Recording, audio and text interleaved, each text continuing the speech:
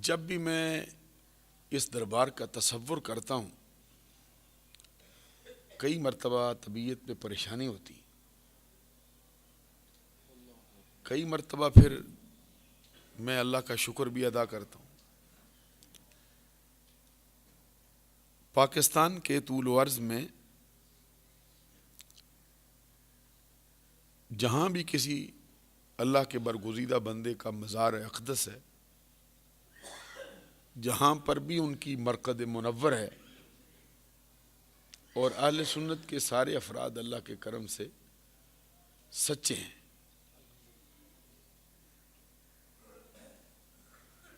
وہاں پر مزار کے ساتھ قریب قریب مساجد بھی موجود ہیں، لیکن مدارس کا جو انتظام ہے مزاروں کے ساتھ وہ بہت کم ہے، اور بعض مقام پر ہے لیکن برائے نام ہے۔ جب میں اس دربار پہ حاضری دیتا ہوں تو پھر دل جو ہے وہ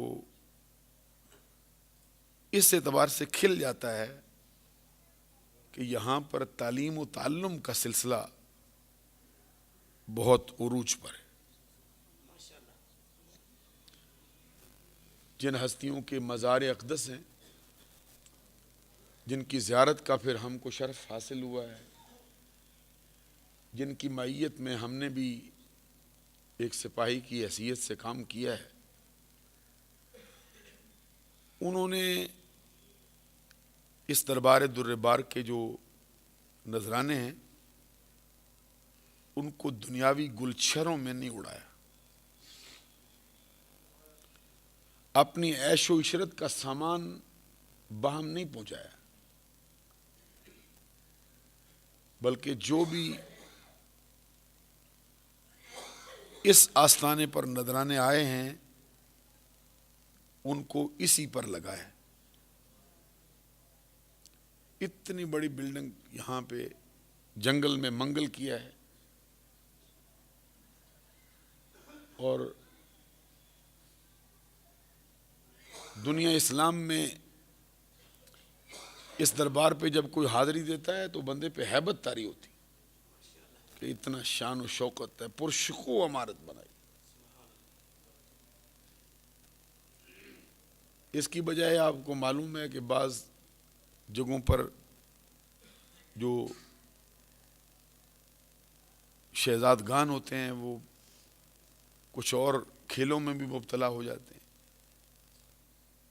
ایسے کاموں میں پڑ جاتے ہیں جس کا دین سے کوئی تعلق نہیں ہوتا، لیکن اللہ کے کرم سے اس دربار کے افراد کو ان بزرگوں کے فیض سے اللہ نے نظریہ اہل سنت سے مالا مال کیا ہے، اور اس پر مکمل عمل پیرا ہونے کی توفیق عطا فرمائی۔ تو ان کے وصال کے بعد آپ لوگوں نے پھر اس کو جاری رکھا ہے۔ یہ کوئی خدائی امداد آپ کو ملتی ہے، کیونکہ بڑے بڑے جگہوں پہ میں دیکھتا ہوں اشتہار چھپتے ہیں، پیسہ لگتا ہے، لنگر کا لالچ دیا جاتا ہے، لیکن افراد کی کمی رہتی۔ یہاں پہ میں جب بھی آیا ہوں میں نے یہاں پر عشاقان مصطفیٰ کا ایک ٹھاٹھے مارتا ہوا سمندر ہی دیکھا، اور اس پرفتن دور میں جو ایک بیماری اور ہمارے اوپر پڑتی ہے وہ یہ ہے کہ عقیدے میں پختگی نہیں رہتی۔ یہ سب سے بڑا فالٹ ہے اس دور کا، کہ بندوں کا عقیدہ صحیح نہیں ہوتا۔ میری مراد کسی آستانے کے پیروکار نہیں، بذات خود آستانے کے جو سجادہ نشین افراد ہوتے ان کا عقیدہ اہل سنت کے مطابق صحیح نہیں رہتا۔ اس دور میں یہ بہت بڑی آزمائش ہے، لیکن اللہ کا کرم ہے، اس دربار کے افراد کو رب ذوالجلال نے اپنی عطا سے نظریہ اہل سنت پر پختگی عطا کی ہے اور اسی کے راستوں پر گامزن فرمایا۔ یہ عبادات کی اور اعمال کی قبولیت کے لیے شرط۔ جو باتیں میں عرض کرتا ہوں اس کو ذرا غور سے سنا جائے۔ پھر یہ اللہ کا اپنا قانون ہے کہ باپ بڑھاپے کی حالت میں تھا، زندگی بھر محنت کی، انتہائی بڑھاپے کی منزل میں بیٹا داغ مفارقت دے گیا۔ ان کے بھی بڑے کام تھے، دن رات میں نے دیکھا صاحبزادہ صاحب کو وہ بھی کام کرتے رہتے، ادھر جاؤ ادھر مریدوں کے لیے، ادھر ادھر ہر جگہ پہ میں نے ان کو دیکھا۔